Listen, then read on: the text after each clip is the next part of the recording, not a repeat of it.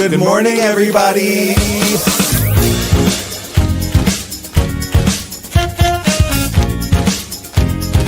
Wake up. Wake up, wake up. In Provincetown. This week featuring Wake up, wake up. Can I have some coffee?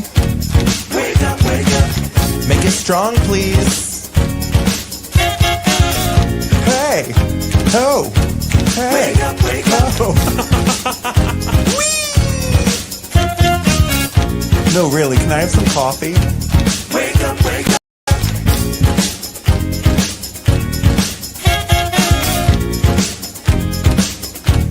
Wake up, wake up.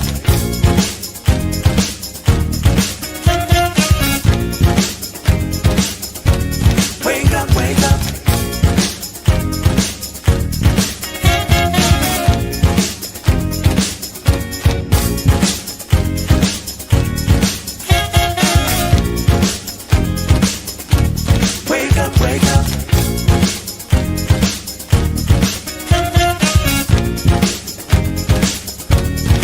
up, wake up. Hi everybody, good morning. It's Friday, October 3rd. This is Wake Up in Provincetown, and my name's Bob. And I'm Mark, and we wanted to say bye, Harrison. Good luck on your trip across country. Well, he's in Connecticut with his family for a week or two. That may as well be cross country. It's across the bridge. Pretty much. Not pretty much. And his place in Connecticut, way in the woods of Connecticut, as he's always told us. Well, thank you to Doreen and Tracy, Harrison's mom and dad, who came to surprise him last week on his last show. Yeah. If you missed it, it was really sweet. I would have thought that seeing his mom and dad would make him cry, but it was actually seeing Julian that made him cry. Yes, because Julian brought him that nice Julian award. presented Harrison with a Senate citation, and he welled up with tears, and it was a very sweet moment. He also welled up with tears when he had his final trivia, and Todd Flaherty asked for videos, and I submitted a little video that I thought was snarky, but it made him cry. So, haha. Snarky from you comes across as sweet. It's love. Because It's we love. know that's how you mean it. Yes, that's how I show love. Yes. What did you say to him in the video? I was at the breakwater, and I was like, oh my God, it's a beautiful, it's probably the last day I was going to swim at the breakwater, and then I was looking across to Boy Beach, and I was like, it is a beautiful day out here, and Harrison's leaving town. I wonder if he's at Boy Beach. And there'll always be a piece of you at Boy Beach, Harrison. Probably many little pieces of you at Boy Beach. And so, yeah, that was kind of what Filth. That is filth. It is filth. And whatever. But I mean, Boy Beach. You eat those oysters. I don't know. Boy Beach orgy is something we used to say all the time in the early days of this show. It is. And you probably don't participate as often as he. Oof, no, never. Not anymore. We were actually leaving Boy Beach Anymore. earlier this summer, and we witnessed a large group of people gathered, and it was the least sexy thing Were they playing dominoes? No, it looked like monkeys. Oh. It literally looked like monkeys. The there were four of us walking by who, are sex positive people. We were walking by. I was like, that does not look sexy at all. It was kind of horrific. Oh I'm my not God. shaming anyone for having sex in public, but it was not cute. It's not a video anyone would want to watch unless you were a monkey. Anyway. How was your week? My week was good. I did a couple things. I went to the, last week, the fire department had a, not an open house, but it was sort of like fire prevention for private homeowners. Oh. And it was with the National Park Service, and it was with the State Fire Prevention Agency. Like a round table? No. They had exhibits and stuff and like that. We're going to actually have a gentleman on from the state because they're coming back to do fire assessments in neighborhoods. Because, three-quarters of the houses are vacant in the wintertime here, particularly all across Cape Cod. And you have those rural places in rural Truro, that are, surrounded by, and everybody likes to have trees around their house, but you have to remember trees need maintenance. Yeah. Shrubs need maintenance, and it's like everyone wants to put mulch around their gardens. Well, if mulch is right up to your house, that is now a fire. Literally, you're just putting a box of matches next to your house. So they have different ways that they want people to sort of rethink landscaping and maintenance of trees, et cetera, particularly when people are gone for, months at a time. And if, a spark goes on your property, stand back, look at your property and say, gee, I guess a spark going there would then go up the side of my building. So it was cool, and it was the first time that they sort of all gathered, these three agencies. And there's going to be a few more of these events, and we will keep you abreast of the situation. But we're going to have one of the guys from the state fire department come on, possibly From the state, not the federal. From the state, but also, well, if the federal government ever goes back. Oh, we don't have one anymore. I That's forgot. right. But the Seashore representative also was there, and he's new to our park, so I would love to have him come on as well. So I did that, and then I went to the housing seminar thing. The housing, yeah. That they had on Tuesday, and there were people there that were interested in buying or figuring out how to apply for lower cost subsidized housing units when they go online to be purchased. We're not calling that affordable housing anymore? No, I just don't remember what the term was. Thank you for calling me out on that. Affordable housing units in the lottery, and also... Like, is affordable a dirty word now? I wouldn't be surprised. No. Well, everybody has a different opinion of what affordable is. People who are in the older years think affordable is a $400 apartment a month, but the reality of it is an affordable apartment is about $9,000 to $1,000 a month based on current prices.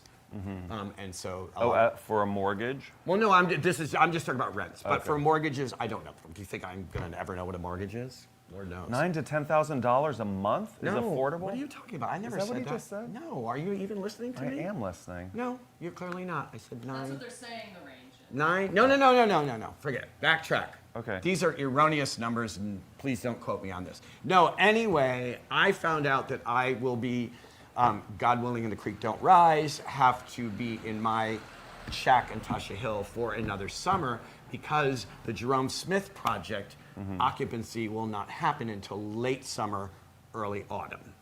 The applications will go up in like 2 months, but then there's the applications, there's the blah, blah, blah, blah, blah, blah, and then the move-in is not for a year. So How many units are there going to be at Jerome Smith? I don't know the total number, But it's... but when we have someone from the housing authority come on and discuss the new application process and stuff, we will find out all of that information. Let's say it's 45 units. Let's say it's 45 I units. would hazard to guess that there will be like hundreds and hundreds of applications. There right? probably will be, but how many qualified applications will there be? And we do have the ability to narrow the qualifications financially, but also based on locality.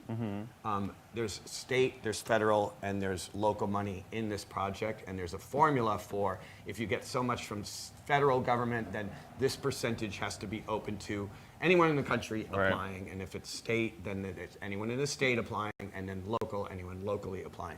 But also they can say, oh, we don't need another person working from home for a finance company. What we do want to have in this affordable unit is someone who sits on a town board, or someone who works for the DPW, or someone who, works as a bartender, people who actually work We're in the community. in the community, not, Google people or Meta, whatever the fuck they are called. Anyway, so I did that, and I saw your show on Monday, which was lovely. Thank you. And we came to Harry's Last Trivia, and I did get to work for my job. Yeah. I am an Arts Dune Tour driver, and we didn't shut down with the government, so. You were still allowed to do dune tours?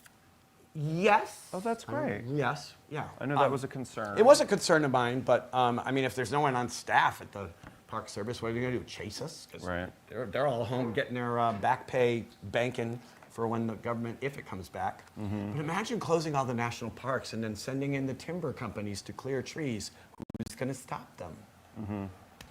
Oh. Yeah. Who's going to stop them sinking that well in the middle of the Grand Tetons National Park? Nobody.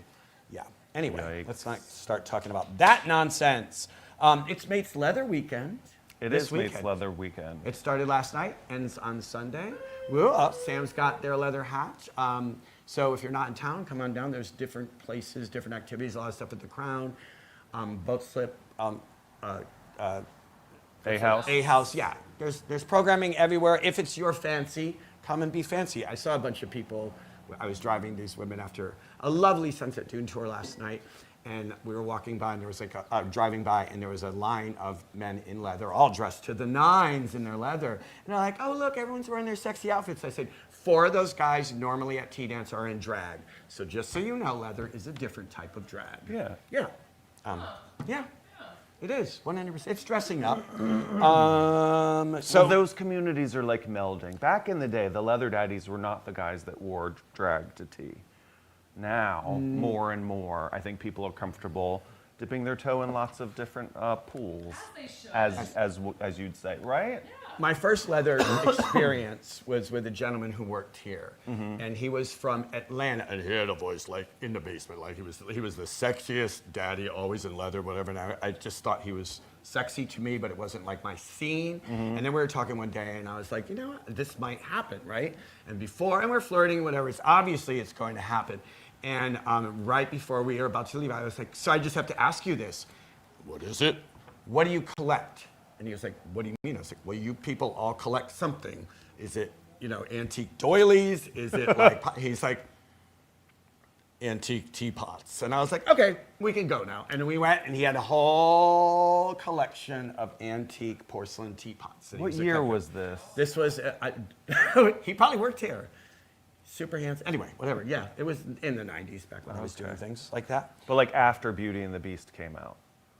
So like, this leather daddy became obsessed with teapots because of a Disney cartoon. Because of Chip.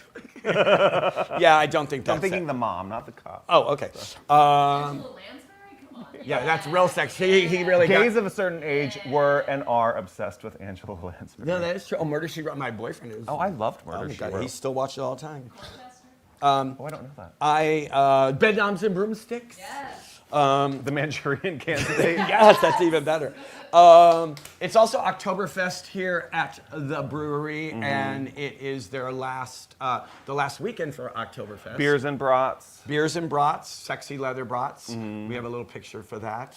It's somewhere in there. That's why, so I was like, that's why you were looking at me. So come on down. It's the last weekend for their special Oktoberfest menu. Big pretzels and sausages. From Brat Summer to Brat Fall. Oh. Thank you. I will give you that. The season. Give you that. Thanks. So let's go. We have a lot of taped content today because it was time sensitive. So let's go over. I got to talk to people at the Commons earlier this year. I taped a lot of segments and 2 shows upcoming at the Commons. Sherry Sherwood and Margot Stage, not Margot Paige. From page to stage. From page to stage. So here's a little clip at the Commons. Take it away, Sam. Here with Sherry Sherwood and Margot Stage, 2 artists that are showing at the Commons. And Sherry, you are a white line printmaker. This is a technique developed in Provincetown. Correct. And what inspired you to get involved in this particular type of work? So about 40 some odd years ago, my friend Billy Vall came to me and he said, oh, I found this amazing, process. You've got to try it. And of course, I fell in love instantly. But at the time, he was the director of the Provincetown Art Association, and there was a Smithsonian show happening. And so he started researching, and he hooked up with Farrell Warthen and found out how to do it. She was the last person left that was able to do the woodcut process and show him. And he showed me, and I loved it, and then just took it and ran with it. And he's been giving classes and teaching people, and so I pretty much credit him for the revival, sort of the renaissance of the white line print. And this is your first piece you've ever made. This is the first one I ever made, and I was still a teenager, so that was maybe I shouldn't tell you. 40 some odd years ago. Well, I noticed the date says 24. This is a new print. Yes. The original, the block was cut earlier than that, of course. And Margot, you also are a process artist, but your process involves collecting junk on the side of the road, right? You got that right. Yes. I was just saying to Sherry a little bit earlier, like, I can't really explain what the draw is, but I don't know, 20, 25 years ago, I found my first piece of metal on the side of the road, and I just loved it. I mean, it's not too big, little flat piece of metal, but I just loved it. And after that, I was like a magnet, or it was like a magnet, and I kept picking up piece after piece after piece. Along the road, sometimes on the beach, a little bit in the forest, along railroad tracks, all kinds of places I found metal. So I compiled this large collection, and then I went to a residency at Mass MoCA, and I took my metal with me, and I had a chance to put it all up on walls around me. And then I started taking pieces down and putting them together. Now, I do all this without welding. I joke that I use gravity, glue, pop rivets, wire to assemble these sculptures. And you're up to date on your tetanus shots, obviously. I'm very up to date on my tetanus. These sculptures that you hang on the wall like a painting, basically. Yes, exactly. And some of them, I mean, in my body of work, some of them stand on pedestals, some of them hang, and some of them are on the wall. Fantastic. But mostly, for here at the Commons, it'll be on the wall. And the other thing that I'm including, I also make prints. I'm also a printmaker, and I do monoprints with some of these pieces of metal. So I'll be exhibiting monoprints as well. Great, fantastic. Yeah. Well, thanks for taking time to chat with me today. Check out the work at the Commons. Thank you, Mark. Thanks.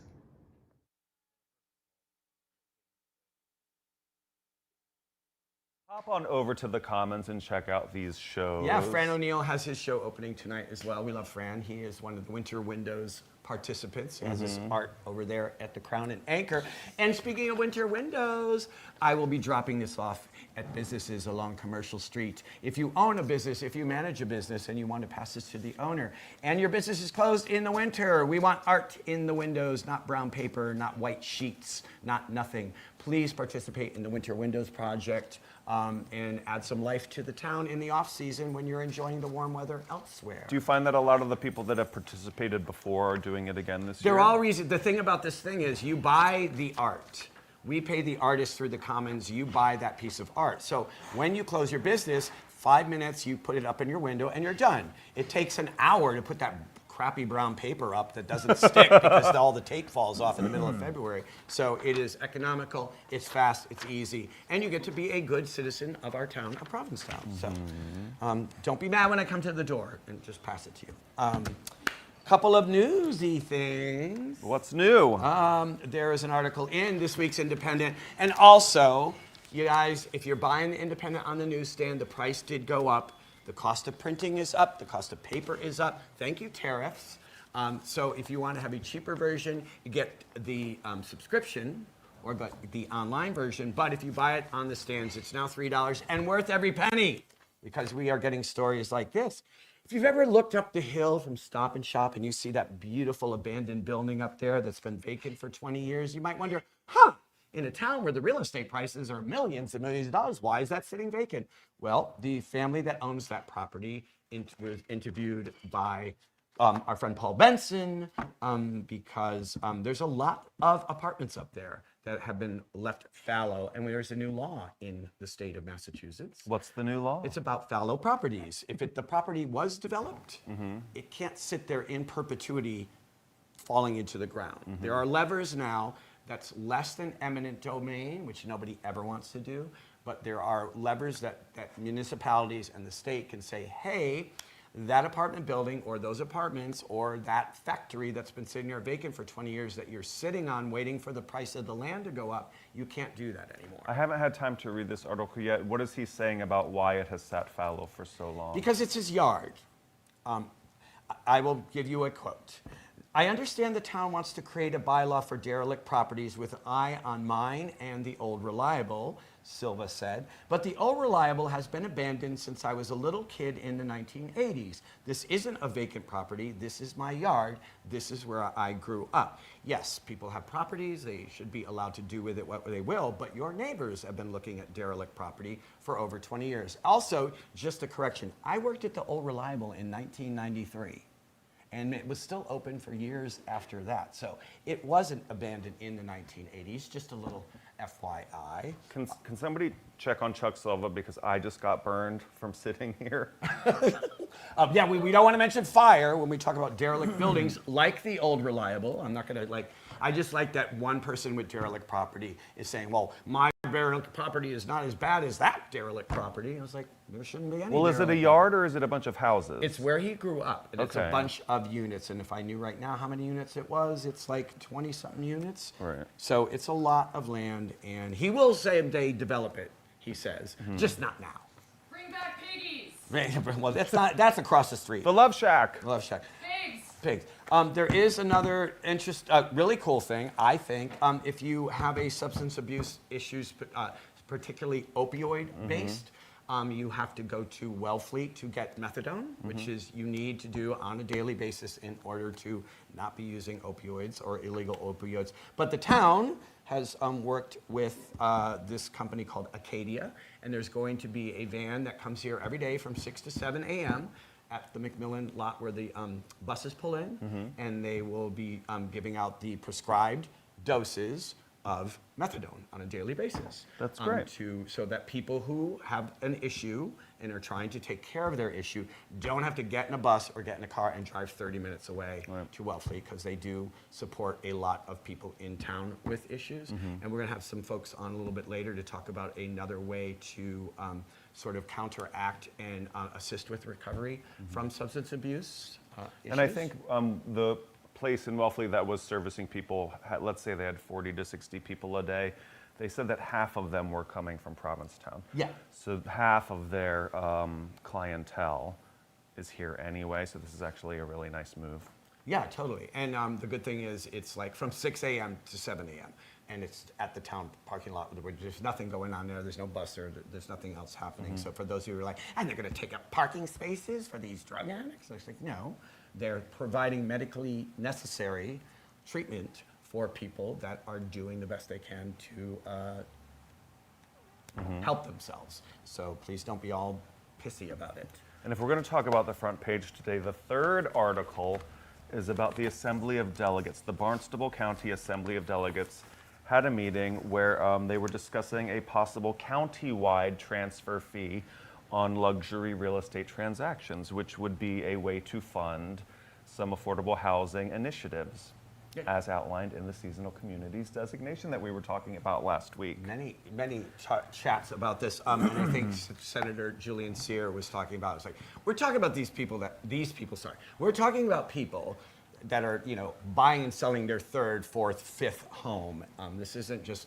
This is specifically not for first-time homeowners. This is specifically not for low-income homeowners or affordable units, et cetera. These are for luxury properties where people are constantly, these are the biggest economic driver in this area is real estate sales. Yeah.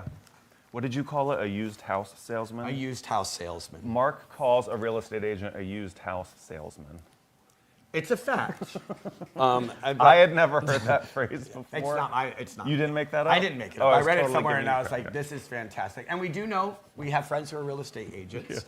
And I don't mean to but that's literally what it is. Yeah, I guess you're right. Yeah. Almost nobody is selling a brand new house. Almost nobody. They're all selling used houses. Used houses.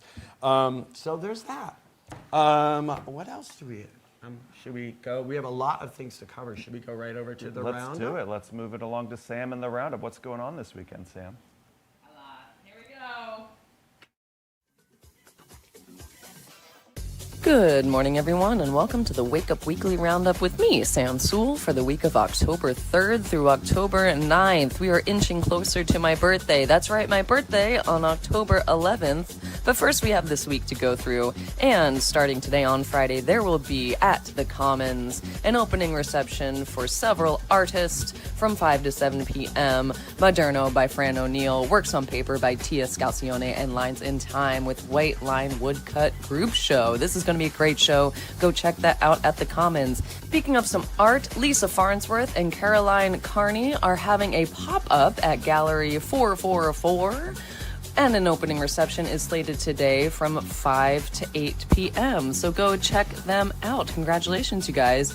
Speaking of art, Taylor Swift has officially released a Party of a Showgirl, and it will be in theaters over at the Water's Edge Theater from now until October 5th. So all of your Swifties out there, please head on over to our local cinema and get your Taylor Swift on. Speaking of Life of a Showgirl, the Jack of Hearts Club has opened. Congratulations, Mare to break all the leggies, y'all. Look at this stellar lineup of the cast. They're playing until November 2nd, and I've heard they've added some shows because you all are buying the tickets like they are hot cakes. So go check them out, the Jack of Hearts Club, and get the tickets where you can. Then on Saturday, you can party and dance the night away at the Pam Party After Party under the tent at the Provincetown Inn at 1 Commercial Street. Tickets are $75 and it includes a Pam membership. So if you've always wanted to be a part of Pam and never have been until now, I would highly suggest dancing the night away with them on Saturday, October 4th. Then on Sunday, the 11th annual Vinegrass Music Festival is back with tickets on sale. This will happen at the Churro Vineyards and it's sure to be a good time. Get your live music outdoors while you can. It's going to be some great weather, so go check that out. Then on Tuesday, Stories on the Hill over at the Provincetown Monument is happening with Stormy Mayo, October 7th at 5 p.m. The scientist Stormy Mayo will regale you with stories. It's free, open to the public. Seats are capped at 75, so get yours early. The doors open at 5, and please enter through the gift shop. The elevator will not be running that evening. Then later on, Mystery Drag Theater is in town, hosted by Giselle and Scarlett Strauss over at the Post Office Cafe. I think this is a fantastic idea for a free and terrible movie night. I don't think it's going to be that terrible, but I look forward to hanging out with you guys and listening to you yap away during a movie. Then upcoming on my birthday itself, you can join the Provincetown Public Library as they celebrate their freedom to read, our freedom to read, with a banned book read aloud marathon. You can sign up to read for 15 minutes from your favorite banned or challenge book.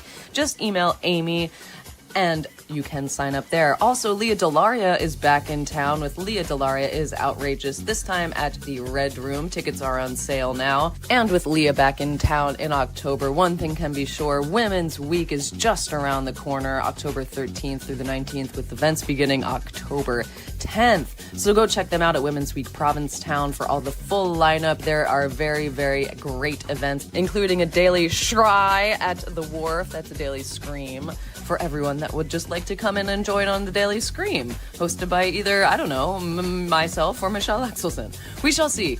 In any case, if you have any events that you'd like me to promote, please email me at wakeuproundup@gmail.com or at me at wakeuproundup on the Instagram. I am fully done with Tennessee Williams, everyone. So now I'm going to get back on my internet as the weather gets cooler. Take care, see you out there, and come Shry with us.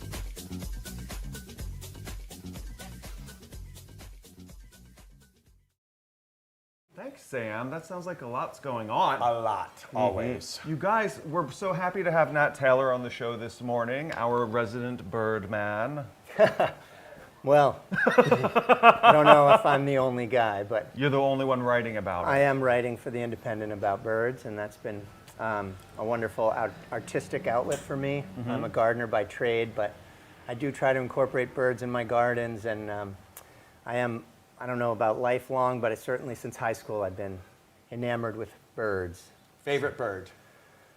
Icterids, which I just recently wrote about in The Independent, which is sort of a group of birds known as the New World blackbirds, which you'll recognize as the oriole, the grackle, red-winged blackbird.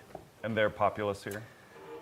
They are, yeah. Well, obviously, I think everyone's been feeding orioles. Their numbers are declining, but yeah, there's some, colorful ones. They're not all black. And in my article, I spoke about the fact that it's sort of a misnomer to call them a blackbird, not only because of that, but in fact, the Europeans that first came here named a lot of the birds that were familiar to them in Europe, when in fact this is solely a New World group of birds. Icterids are only found in South, Central, and North America, nowhere else.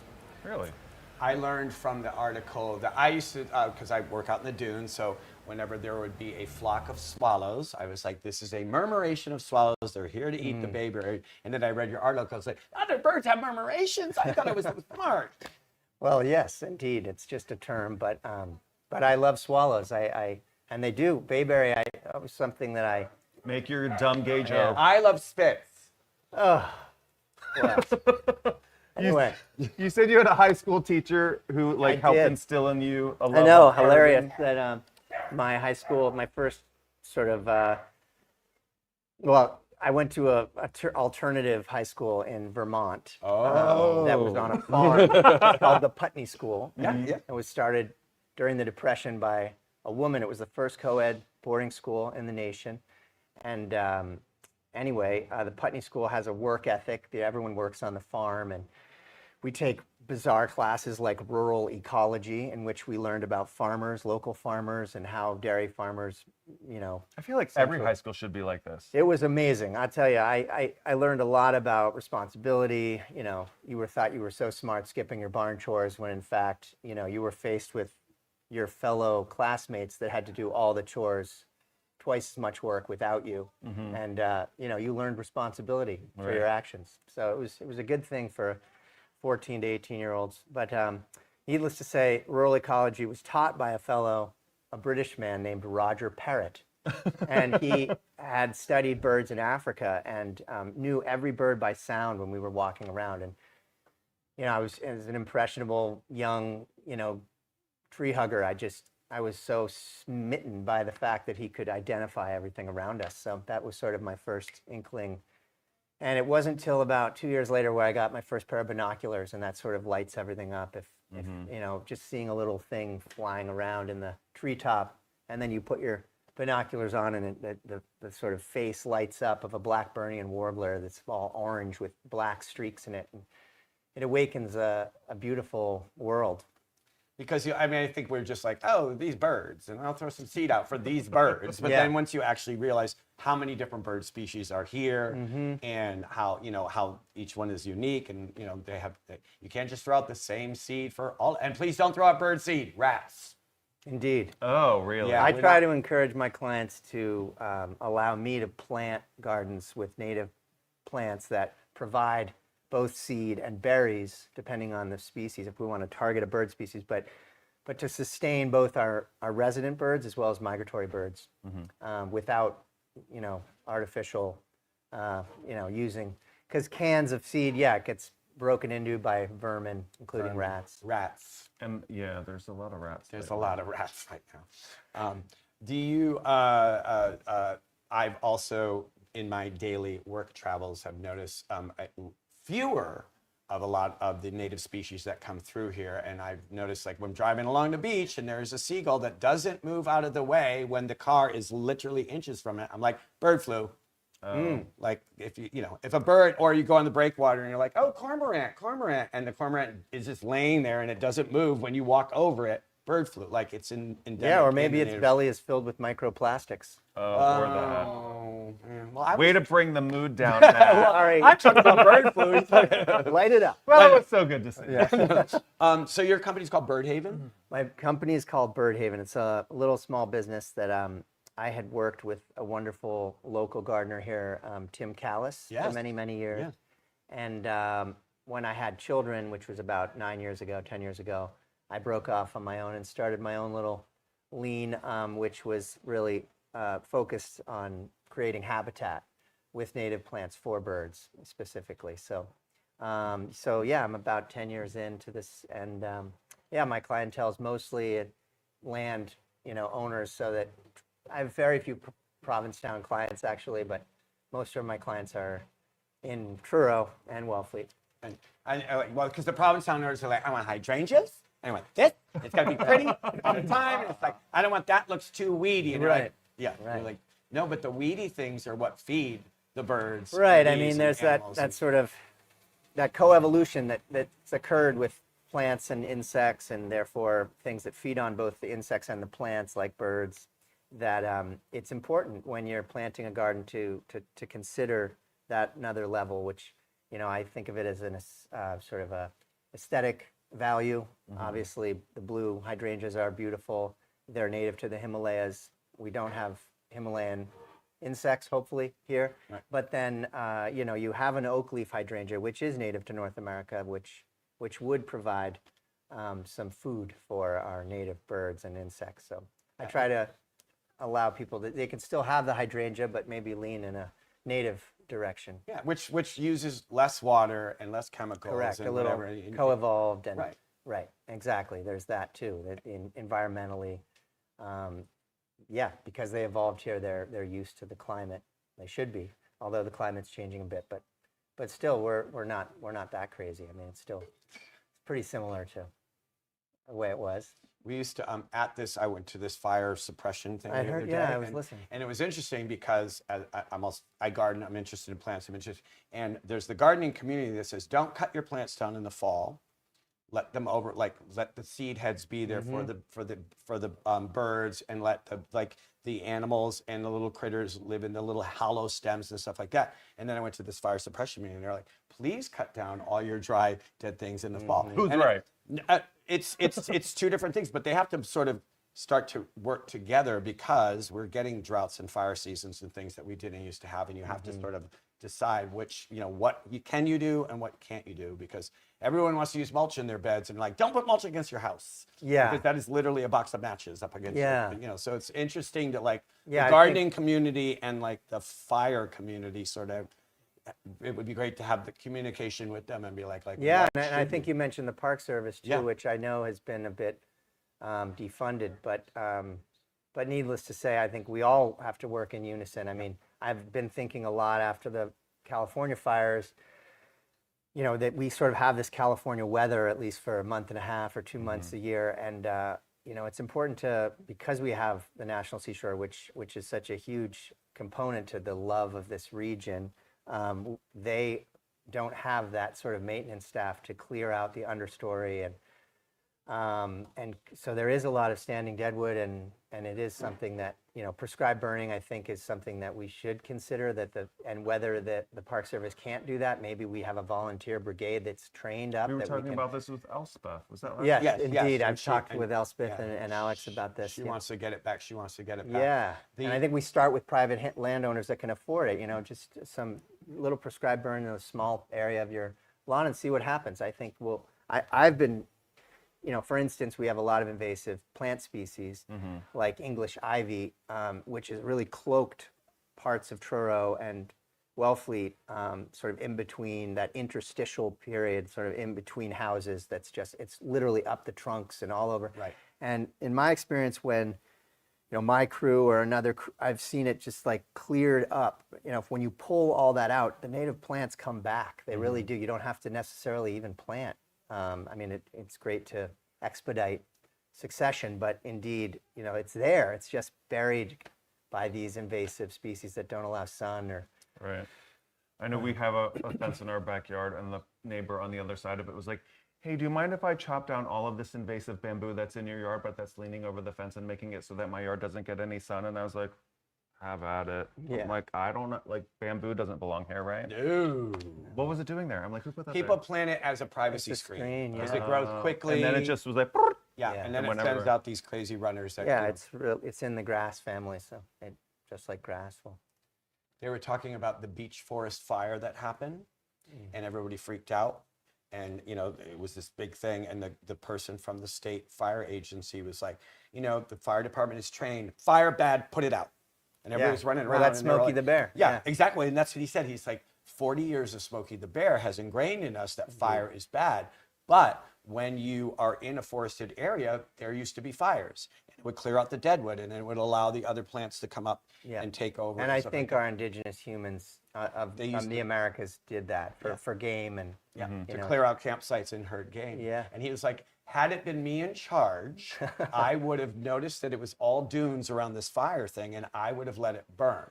But it was not my place to tell the local fire department no, just let it burn, because without going through the steps, you don't want to and then a spark went over there and lit someone's yard on fire and stuff like that. But we have to get used to there being the use of controlled burns. A little bit of smoke on October 3rd in Truro is going to happen because we're doing a burn. Sorry you're having a picnic that day or whatever. We're just going to have to we're all going to have to work together.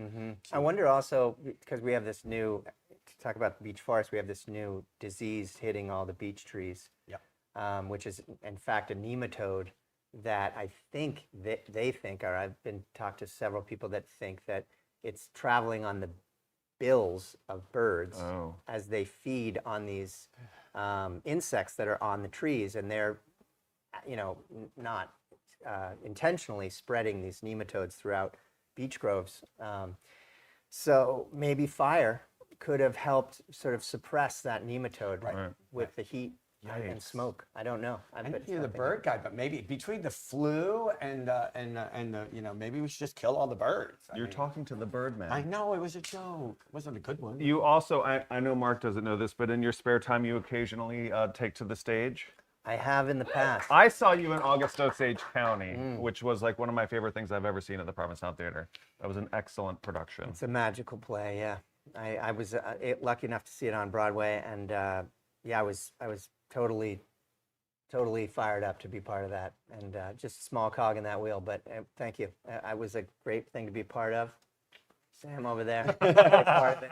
Did you grow up Great set. acting, or like what? No, I came in late. I started 25. I had been a visual artist actually, and then I sort of took an acting class sort of on a whim, and realized it was sort of full body art, and I got deep in it for about 10 years, and then was like gardener by day, actor by night here on the Cape, and I met my wife through the theater, the lovely Tessa Bry-Taylor, who's one of the administrators at our local Provincetown schools, our IB school. And Are you going to be in the Charles Dickens thing this Christmas? I am not.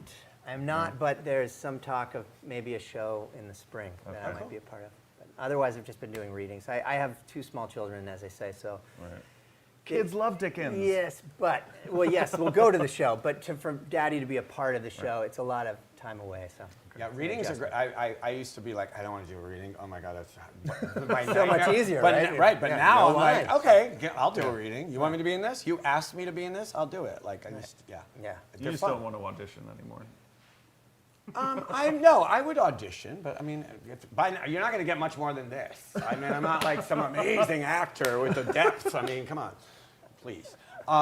What stories are you working on for the next bird story in the Independent? Well, I just finished one, actually submitted yesterday to Teresa, which is an observation that I had in Truro of gulls feeding. Not on French fries on the beach, but indeed on insects that were in the air. And it's really struck me, because to see such a large bird eating sort of a microscopic thing. Snacking. I mean, they almost looked like they had a tick. You know, it was like they were just flying like. And I was like, what is that bird doing? And then at the very end of that observation, I was able to kind of smack one out of the air, and I realized it was a flying ant. Oh, wow. And so there was sort of a, this explosion of ants, and it was as the tide was coming in, so in the marsh, in the salt marsh, so maybe they were moving through, maybe they were coming up, I don't know, but the birds were taking full advantage, and it was one of our local smaller gulls, the laughing gull, which is one of our smaller hooded, but now they've lost their hood, they've molted into non-breeding plumage, so you won't see their hood right now, but that was the bird species feeding on this, and it was, there were probably a couple hundred birds just flying in circles. Did Paul Benson ever tell you about the lone crane that like comes back to the Red Inn every fall?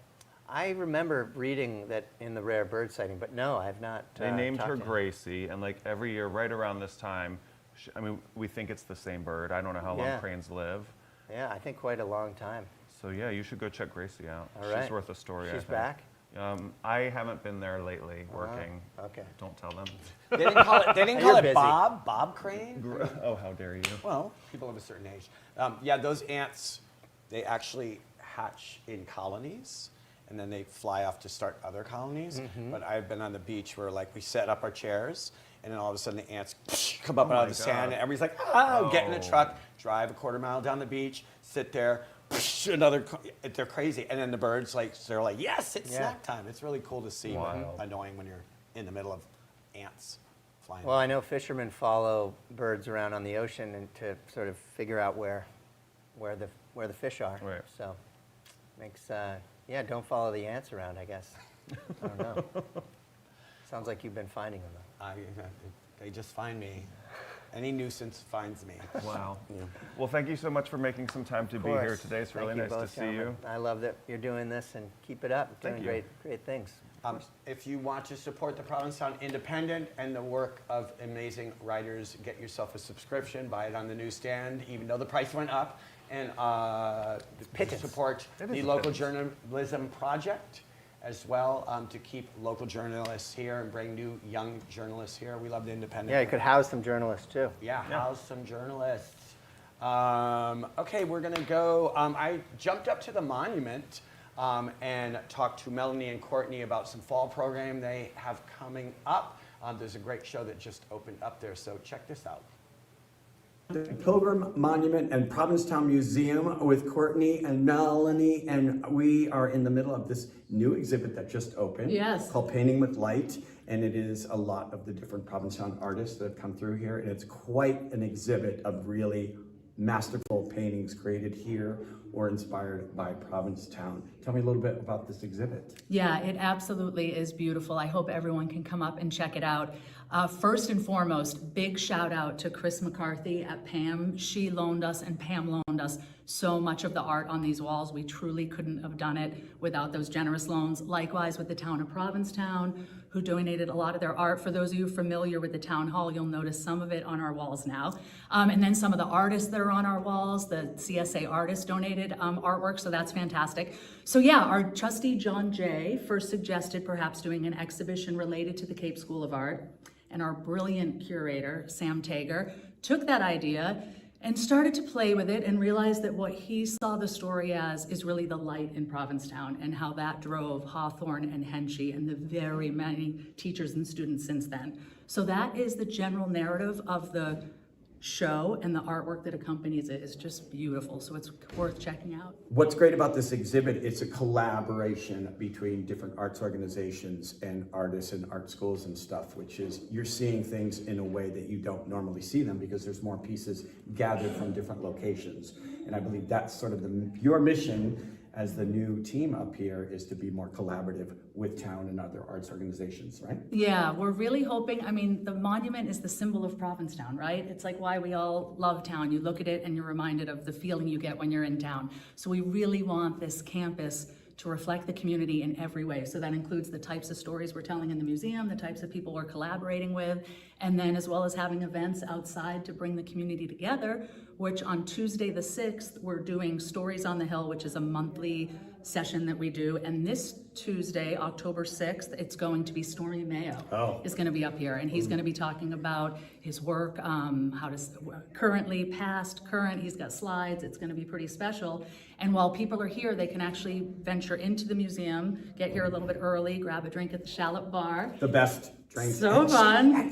Yes, we try to be a little cheaper than we're in town. And then wander through the museum, because Sam also updated a few cases in the museum this summer to represent some milestones.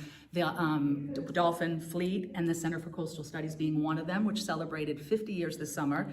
The West End Racing Club, the Kids Sailing Club celebrated 75, and the Hindu turned 100. Yeah. So we have a case on each of them in the museum, which would be cool to check out as well. Excellent. And Melanie, what's the big thing everyone's waiting for? The annual lighting on the monument, November 26th, my birthday. Oh. It will be from 3 to 5 p.m., just like last year. DJ Emerson will return. He had the crowd going last year. We have a couple of bars, not just one this year, because there were so many people.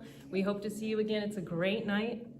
It's a great kickoff to the holiday season, and it's a great community event. You see all your neighbors and your friends that come up here. It's like anytime I've come up to here to an event, it's where I've seen faces that I don't normally see. We love and it's that. like, you know, it's the old timers, it's kids, it's everything. So it is really, I really cannot congratulate you enough Thank on you. what you've done up here. Thank you. It's like a big reunion. Yeah, it's just thank so you. sweet to see this this campus and this symbol of Provincetown be brought back into the community Thank you. by your That hard means work. so much. thanks. Thank you. Thank you. So check out everything coming at the monument. You can check out their website. Yep, it's current. What is it? It is pilgrim-monument.org. Excellent. Yeah. All right. Thanks, you guys. Thanks so much. Thanks, Mark. All right, we'll see you guys later. Bye. Take care. Perfect. All right, good. So I'll Sweet. edit that down to like 3 minutes. I love Courtney and Mel so much. Me too. And speaking of the Cape School of Art, their annual auction opens live on October 11. Sam's birthday. Sam's birthday. It's a great way to get a piece of art created by members of the Cape School of Art, and you get it cheap because it's an auction. So check out their website, Cape School of Art, and go to the auction and get yourself a beautiful piece of art. And now we're going to go to the weather with Sean. Good morning, boys, and happy Mates Leather Weekend. The weather gods clearly have a fetish because this forecast is tailor-made for leather. Before we dive in, let's talk about Wednesday's wind. Those gusts blew in like a safe word you didn't see coming. And last night, chilly enough to suit up in full regalia, we dipped into the 30s. But now, early October perfection has arrived.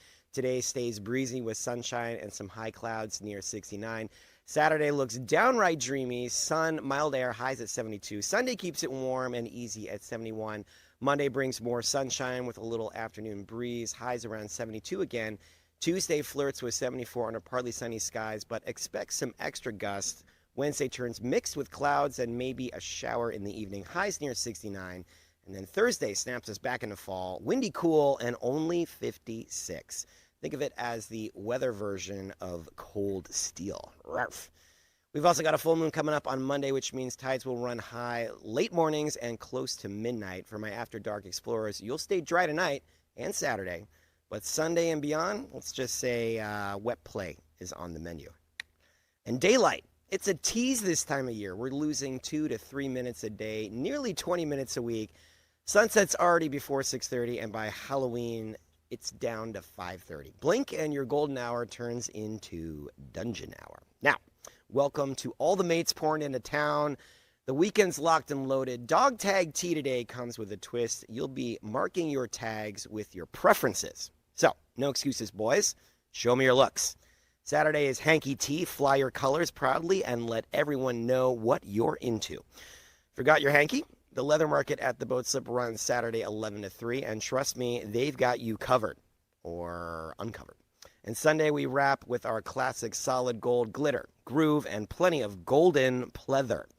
There's plenty more happening across town, the Crown, the Gifford House, the A House, a full smorgasbord of kink, and the complete schedule is at matesleatherweekend.com. And hey, after a weekend this hard, don't forget to take care of yourself. Our friends at Test and Treat are here for you. Book an appointment next week and make sure your post-play check-in is as solid as your weekend fun. Give them a buzz at 774-538-3350. That's it from me. Have a fantastic weekend. Dress code at T is almost mandatory. I'll be at the door handing out tags and enforcing. Best of luck to all the contestants. But most important, play hard, have fun, and woof. Boys, back to you at the brewery. Thank you, Sean, so much for that informative, accurate, and shirtless weather report. Please welcome to the show Chris Ostrom and my dear old friend Dana Demers. You guys, thank you for making some time to be here this morning. Good morning, thank you. To talk about second act at the What? Can you tell everybody a little bit about your initiative? Sure. We love to talk about the transformative nature of theater, and especially as an audience member. But we also know from behind the scenes, a lot of people who participate in theater makers, also experience the transformative power of theater. And Dana and I were talking over coffee one day about the work that he does as a recovery coach. And I started to see a lot of commonality between the process of creating theater and the process of sorting out your recovery and mapping out that journey. And we talked a lot about the stigma and the shame that people in recovery experience, and realized what power there could be if we could equip people in the recovery process with the tools of a theater artist, give them the ability to speak, give them the ability to write, and give them the confidence to share that story. What a powerful and transformative tool that could be in their recovery journey. Yeah, as a recovery coach, one of my jobs is being a resource broker. So if you need help paying your rent, I know an organization that can help you with that. If you need a vet bill paid, I can do that. And I started to have this recovery beach walk where people would come, we'd walk, and some people would talk, some people wouldn't, but it was an hour where they weren't using or drinking or whatever their addiction might be. And a neat kind of thing happened and developed where people just started talking and talking and talking, people who weren't talking in the beginning, and they were talking about their addiction story and their story of recovery. And I thought, well, I've got something here. This is something, these people want a voice. They want kind of agency about their own recovery, and they really want to kind of peel back that shame and stigma. And it's kind of working in this small little group. How can I expand it? And that's when I went to Chris. And we kind of formulated second act. Yeah, we saw a lot of commonalities between what happens in a recovery group and what would happen sort of in a playwriting group. And we said, what if we took the two, put them together, created a program where people could come for recovery support, but also learn improv, work with a playwright, work with a storytelling coach, and learn to develop their highly personal stories into something that they can share in a public forum. Learn to take pride in the journey, learn to take pride in your struggle and what you've accomplished, and hopefully share with somebody else that there is hope, that there is a path forward, and that these resources are available. This is so fascinating to me because most addicts are very like private about everything that's going on. They want to like hide it, stuff it away somewhere. Yeah, they make the world really small. Yeah. Yep. So It's like, them and their how do you addiction. even get people to open up about that? That's where the theater skills come through. You know, second act is 1 hour of, I don't want to say traditional recovery group because we talk about positive things. We talk about growth mindset, radical forgiveness, things that kind of perpetuate a really positive way of recovery. And then the second hour of the 2 hour session is where the theater comes in. And We have wonderful facilitators from the theater community. Paige O'Connor was a celebrity in this town who trained with Second City in Chicago. She leads improv workshops. And then Vanessa Vardabedian is coming in a little bit later. Everybody knows from The Mosquito. And she's going to lead storytelling workshops. The ultimate goal is that over a weekend in February, participants can either perform their story for an audience or have actors portray them telling their story. so you have people who've been told what they did in the past is shameful and gross and dirty. And now we're telling them, no, that was just a tool you had at the time. We have new tools, and let's kind of tell that story and be proud of that person. You don't have to forget that person. That was you doing the best you could at the time. And let's talk about that person. And it's a really healing kind of process. And we talked earlier about in the gay community particularly, there are like good drugs and bad drugs. Like you're doing a bump of Coke, you're doing a bump of K, you're doing a little Molly or whatever. Like that's okay and that's, more or less acceptable. Everybody's like wink, wink, nudge, nudge. But people who are on opioids, people who are like heavily into crystal meth, people are like that. Those addictions tend to bring a lot of shame where you like don't want people to know that you're doing that because that's the dirty drug. That's so true, Mark. We as a community, we're a tight-knit community here in P-Town. We've all lost people recently in the past couple of years. We all know these people. And I think if these people would have been able to talk about what they were doing, they might have been able to get some resources to help. And it's all about taking away that shame and stigma, and so people can get help. Addictions are addictions, and there's a saying where addictions work great. They really, really do, until they don't. Right. It's just kind of a salve. It's something we're using as a tool to get past some trauma that we can't deal with. And there's a lot of new science that says a lot of addictions are the same physical aspects in the brain, same chemicals. And when you really look at the root of the trauma, you can really start to help and heal that addiction. And one of the things, like, no one's a lost cause. Absolutely. In a sense. And you do, like, this sort of new program that's giving people a different set of tools. And maybe the other, like, 12-step thing didn't work. And maybe, like, a one-on-one with a counselor doesn't work. But maybe in this sort of group setting where it isn't just, like, everyone telling their story sadly or whatever, but it's more like bringing some joy to it, or at least bringing a different sense of what that story could be and how that story could be presented to others and shared and maybe help somebody else. 12-step programs help millions of people every year. They're awesome, but they don't work for everyone. And my philosophy is let's just throw the kitchen sink at you and something's going to stick. Why not give people resources and tools? It's just like having a little sexy tool belt and having all these little... your Batman tool belt. Exactly, a little cuter. So people that want to be part of this program, and you got funding from the Sackler, those people. Through the Opioid Remediation Fund. Yep. Outer Cape Wellness Collaborative, let's do a shout out to them. And so if I were interested in this program, what does it look like for me to join this program? Yeah, you could just email us at secondact@what.org, and we'd like to know where you're from because that kind of helps our statistics, knowing what town people are from. Just come. You can come when you want. You can leave when you want.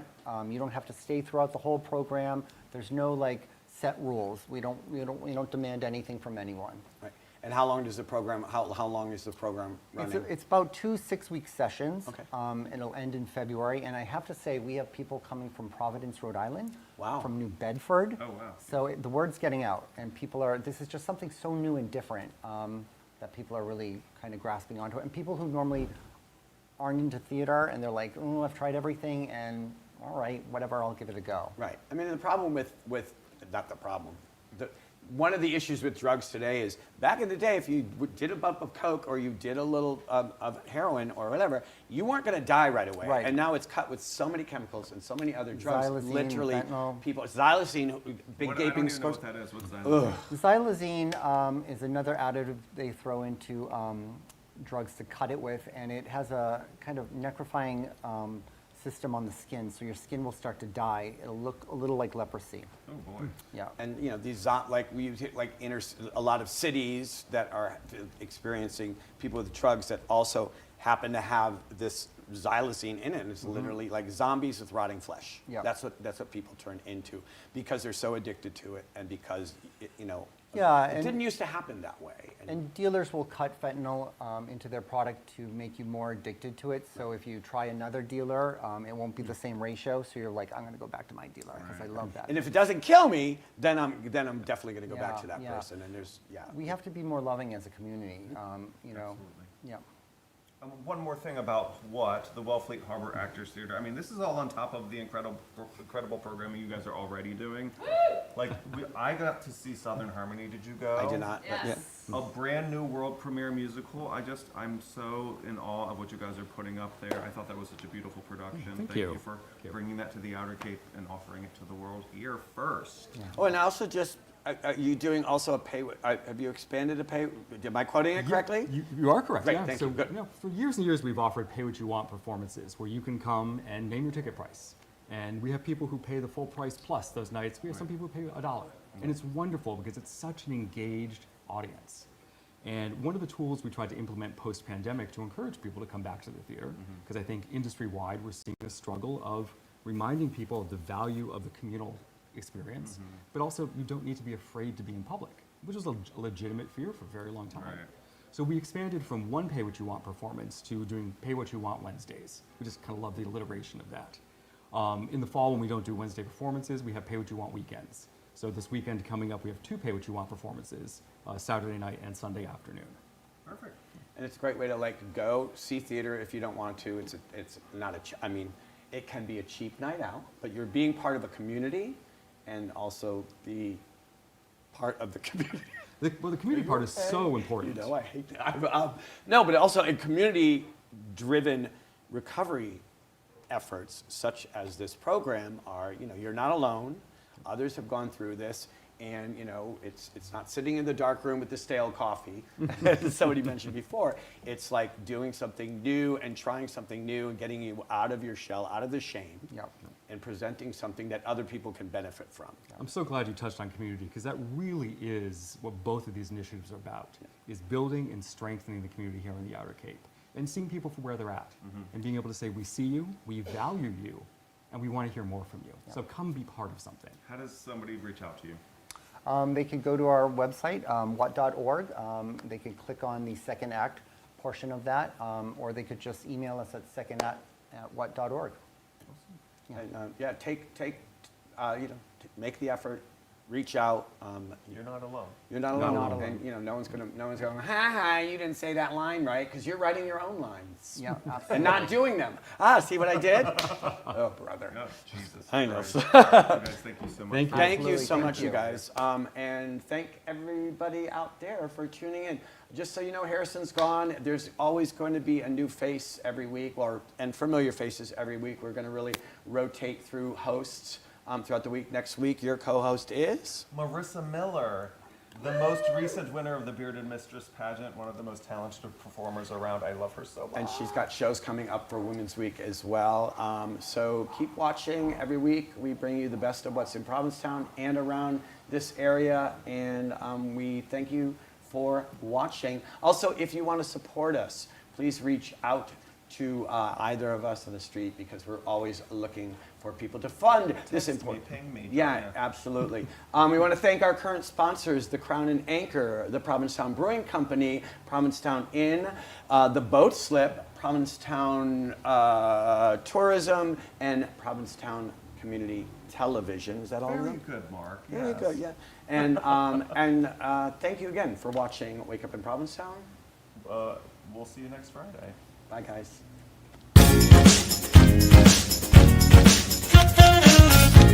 Can I have some coffee? Wake up, wake up. Make it strong, please. Hey. Oh. Hey. Wake up, wake up. Oh. No, really, can I have some coffee?